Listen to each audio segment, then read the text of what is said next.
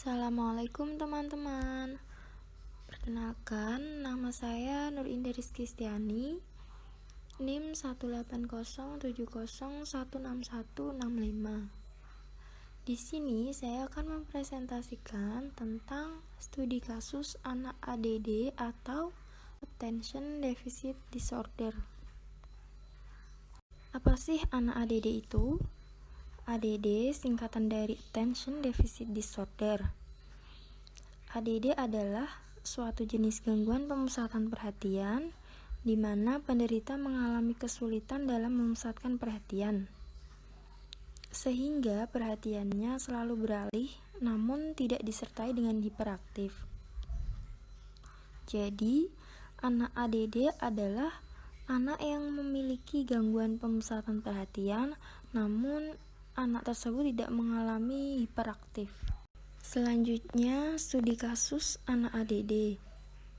Gangguan berbahasa pada anak penderita gangguan pemusatan perhatian atau Attention Deficit Disorder pada Ihsan Muhammad Akbar yang berusia 9 tahun 2 bulan. Bentuk-bentuk gangguan reseptif pada kasus Ihsan Muhammad Akbar. Yang pertama, gangguan reseptif pada simbol-simbol. Penderita ADD dalam kemampuan memberikan urutan atau kemampuan mengenal dan memproduksi simbol secara berurutan seperti yang disajikan itu terganggu. Dalam penelitian ini ditemukan beberapa bentuk gangguan reseptif pada simbol-simbol pada studi kasus ini. Contoh di atas adalah gangguan reseptif pada simbol-simbol dengan kemampuan memberikan urutan atau kemampuan mengenal dan memproduksi simbol secara berurutan seperti yang disajikan itu. Ihsan diminta berhitung secara berurutan mulai dari angka 1 sampai 50. Tapi Ihsan tidak mampu mengurutkan dengan benar. Ihsan hanya mampu mengurutkan dari angka 1 sampai 10 dan angka 11 sampai 29. Setelah 29 yang seharusnya 30, tapi Ihsan menyebutkan 80. Setelah itu 42, 43, 44, 45, 46, 47, 48, 49, 30, dan 31. Nah, dari contoh di atas itu dapat disimpulkan bahwa Ihsan tidak mampu mengurutkan angka 1 sampai 50 dengan benar. Penyebabnya adalah Ihsan mengalami gangguan pada fokus pikirannya dan tidak bisa berpikir atau konsentrasi terlalu lama. Dari data tersebut, Ihsan dikategorikan mengalami gangguan reseptif pada simbol-simbol pada kemampuan mengurutkan angka 1 sampai 50. Yang kedua yaitu gangguan reseptif pada visual atau gambar. Penderita ADD juga mengalami gangguan reseptif pada visual atau gambar karena ia tidak mampu menyebutkan, mendeskripsikan, dan menceritakan apa yang dilihat sesuai dengan gambar yang diperhatikan. Contoh di atas, Ihsan diperlihatkan sebuah gambar, lalu diberi beberapa pertanyaan oleh peneliti. Pada contoh tersebut, Ihsan menyebutkan langit tetapi tidak bisa menyebutkan warna langit. Selanjutnya, Ihsan juga menyebutkan atap rumah berwarna putih, sedangkan atap rumah itu berwarna merah. Kemudian ia menyatakan ayam berwarna putih, sedangkan warnanya ayam tersebut berwarna merah. Ihsan tidak bisa menyebutkan gambar lainnya yang ada pada gambar tersebut, seperti ayah, ibu, seorang anak laki-laki, pohon pisang, bunga, rumput, dinding rumah, kaca rumah, pagar, dan 2 ekor anak ayam. Ihsan menyatakan kuning untuk anak ayam tanpa menyebutkan anak ayamnya.